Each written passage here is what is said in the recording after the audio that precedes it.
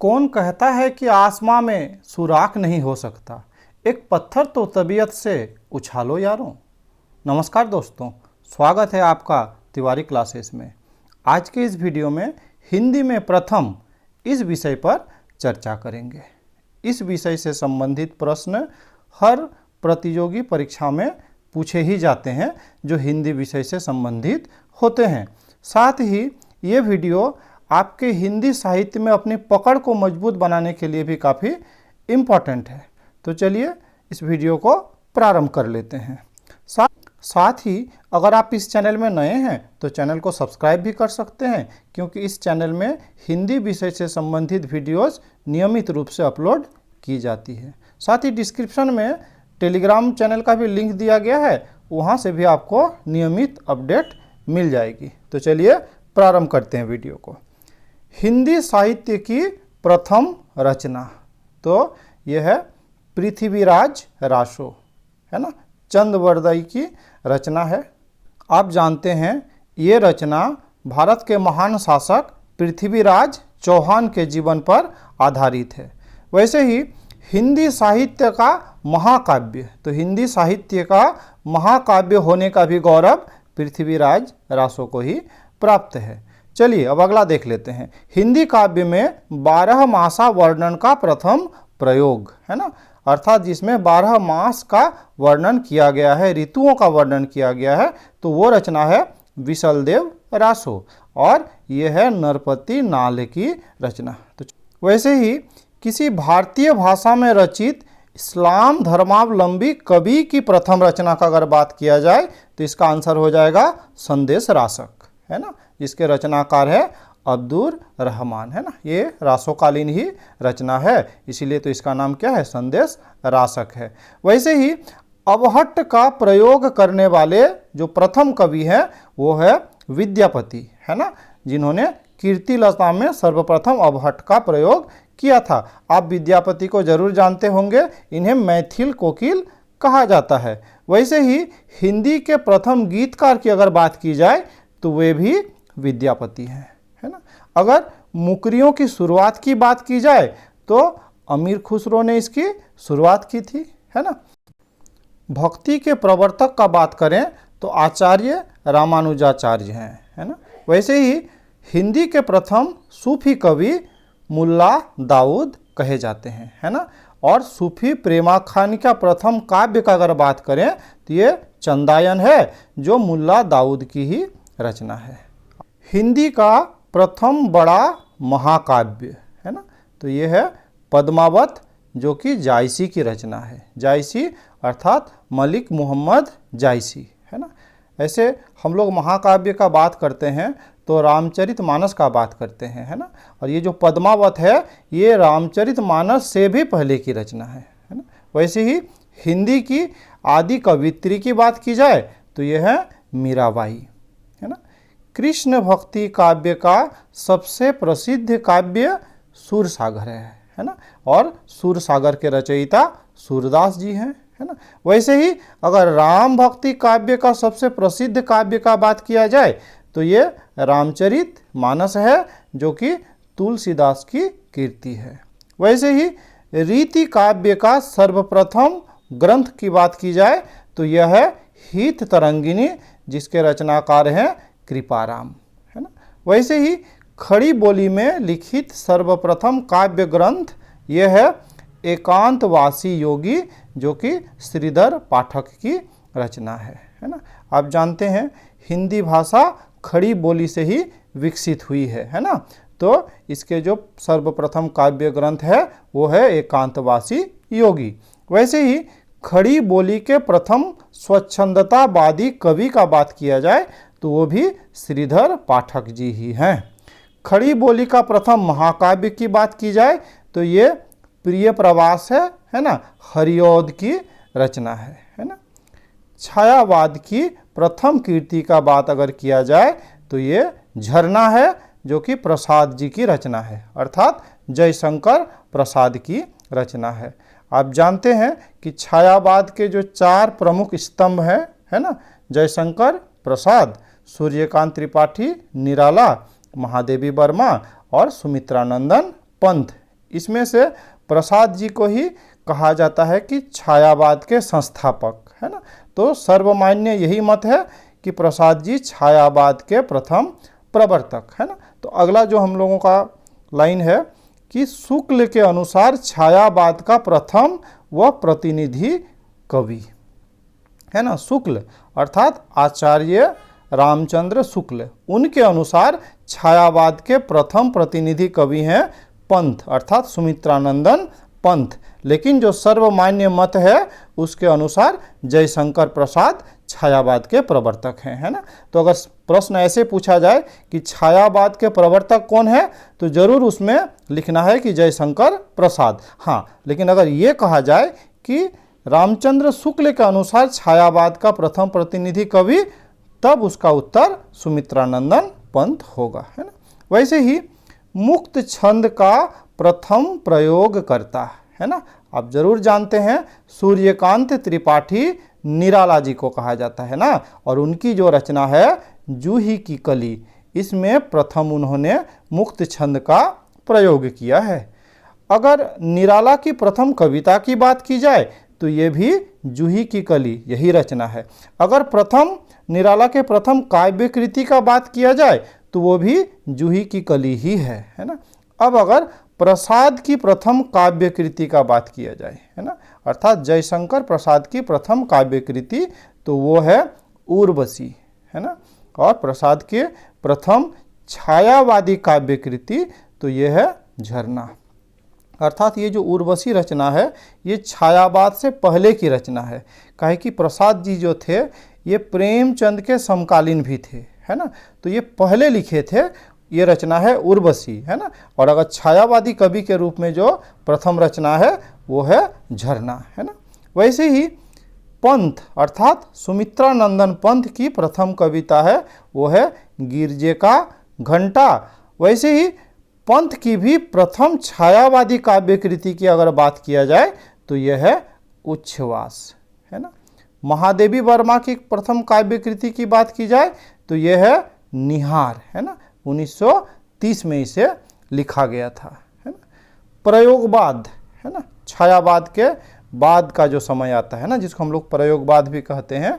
तो प्रयोगवाद शब्द का प्रथम प्रयोग किए थे कौन, तो अज्ञेय ने। आप जानते हैं कि अज्ञेय का जो पूरा नाम है वो है सच्चिदानंद हीरानंद वात्स्यायन, या फिर क्या कह सकते हैं उन्हीं का नाम अज्ञेय शॉर्टकट में, है ना।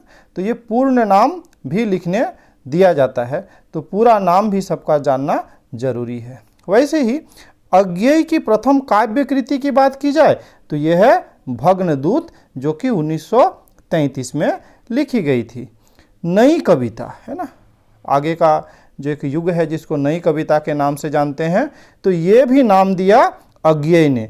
तो यहाँ पे आप देख पा रहे हैं कि प्रयोगवाद शब्द का भी प्रथम प्रयोग किया था अज्ञेय ने, और नई कविता ये भी नाम दिए अज्ञेय ने ही, है ना। हिंदी का प्रथम उपन्यास, है ना, तो परीक्षा गुरु, है ना, ये लाला श्रीनिवास दास की रचना है, जिसे प्रथम उपन्यास का श्रेय प्राप्त है। वैसे ही प्रेमचंद का प्रथम उपन्यास का अगर बात किया जाए तो प्रेमा, ये प्रेमचंद का प्रथम उपन्यास है। हाँ, लेकिन प्रेमचंद का मूल रूप से हिंदी में लिखित प्रथम उपन्यास की बात की जाए तो यह है कायाकल्प। आप जानते हैं कि जो प्रेमचंद है तो पहले ये उर्दू में लिखा करते थे, है ना, उर्दू में लिखा करते थे, और जब अंग्रेज़ों का दबाव आया, है ना, वो दूसरा नाम से लिखा करते थे। जब अंग्रेज़ों का दबाव आया तब उन्होंने प्रेमचंद नाम से हिंदी में लिखना शुरू किए, है ना। तो हिंदी में उनका प्रथम उपन्यास कायाकल्प, है ना। जैनेन्द्र का अगर बात किया जाए तो जैनेन्द्र का जो प्रथम उपन्यास है वो है परख, है ना, ये 1929 की रचना है। इलाचंद जोशी का अगर बात किया जाए तो इलाचंद जोशी का प्रथम उपन्यास है घृणामयी, है ना। भगवती चरण वर्मा के प्रथम उपन्यास की बात की जाए तो वो है चित्रलेखा, है ना। वैसे ही अज्ञेय का प्रथम उपन्यास की बात की जाए तो वह है शेखर एक जीवनी, जो कि 1941 में लिखी गई, है ना। रेणु का प्रथम उपन्यास, रेणु अर्थात फणीश्वरनाथ रेणु, है ना। तो इनका जो प्रथम उपन्यास है वो है मैला आंचल, है ना। तो ये जो मैला आंचल है ये 1954 में लिखी गई। और आप जानते हैं कि रेणु को आंचलिक उपन्यासकार के रूप में प्रसिद्धि जो मिली तो ये मैला आंचल के कारण ही मिली, है ना। बहुत महत्वपूर्ण रचना है। वैसे ही निर्मल वर्मा का प्रथम उपन्यास का बात किया जाए तो वह है वे दिन, है ना, जो कि 1964 ईस्वी में लिखी गई। हिंदी की प्रथम मौलिक कहानी, बहुत इंपॉर्टेंट टॉपिक है, वेरी वेरी इंपॉर्टेंट, बहुत बार परीक्षा में पूछा गया है ना। तो इसमें बहुत सारे विवाद भी है ना, लोग अलग अलग कहानी को प्रथम मौलिक कहानी मानते हैं, लेकिन जो सर्वमान्य मत है उसके अकॉर्डिंग ये इंदुमती किशोरीलाल गोस्वामी की रचना है, इसी को ही हिंदी की प्रथम मौलिक कहानी माना गया है। वैसे अगर जयशंकर प्रसाद की प्रथम कहानी की बात की जाए तो वो है ग्राम, जो कि 1911 ईस्वी में लिखी गई। प्रेमचंद की प्रथम कहानी की बात की जाए तो यह है पंच परमेश्वर, ये भी काफ़ी इंपॉर्टेंट है, बहुत सारी परीक्षाओं में ये पूछा गया है ना कि प्रेमचंद का हिंदी में प्रथम कहानी वो है पंच परमेश्वर। वैसे ही अगर अज्ञेय का प्रथम कहानी संग्रह का बात किया जाए तो ये है क्या है, विपथगा, इंपॉर्टेंट है ना। नई कहानी की प्रथम कृति वो है परिंदे, निर्मल वर्मा द्वारा रचित, है ना। कमलेश्वर का प्रथम कहानी संग्रह का बात किया जाए तो वो है राजा निर्वंशिया, है ना। और उस कहानी संग्रह में एक कहानी है राजा निर्वंशिया जो काफ़ी महत्वपूर्ण है ना। आप उसे एक बार जरूर पढ़ें, बहुत मज़ा भी आएगा, ठीक है।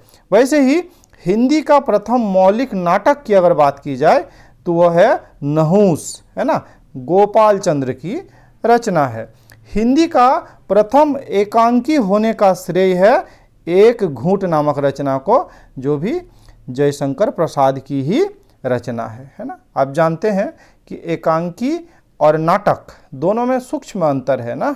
जो क्या है, एकांकी अर्थात जो एक अंक का नाटक है उसी को क्या कहते हैं, एकांकी कहते हैं ना। और जो नाटक होते हैं उसमें क्या है, बहुत सारे अंक होते हैं ना।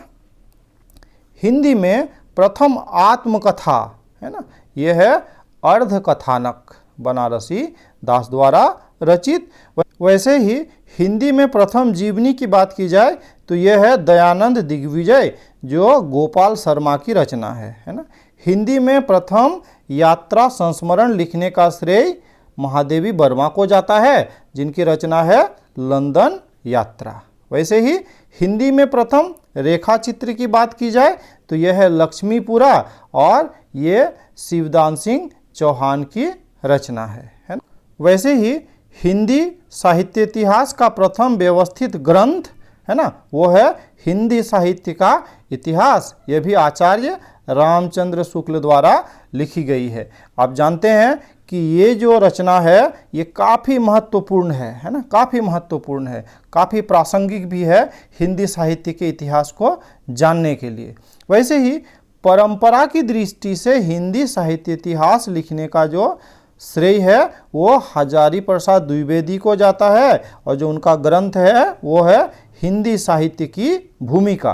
तो दोनों ही महत्वपूर्ण है, हिंदी साहित्य की भूमिका ये नाम भी आप भूलेंगे नहीं, साथ ही ये हिंदी साहित्य का इतिहास, दोनों ही काफ़ी इम्पॉर्टेंट है। वैसे ही अगर साहित्य इतिहास का प्रथम मार्क्सवादी ग्रंथकार का बात किया जाए है ना, तो वो है रामविलास शर्मा। इनका नाम भी काफ़ी महत्वपूर्ण है ना, बहुत बड़े आलोचक थे ना, मार्क्सवादी आलोचक थे बहुत बड़े, ठीक है।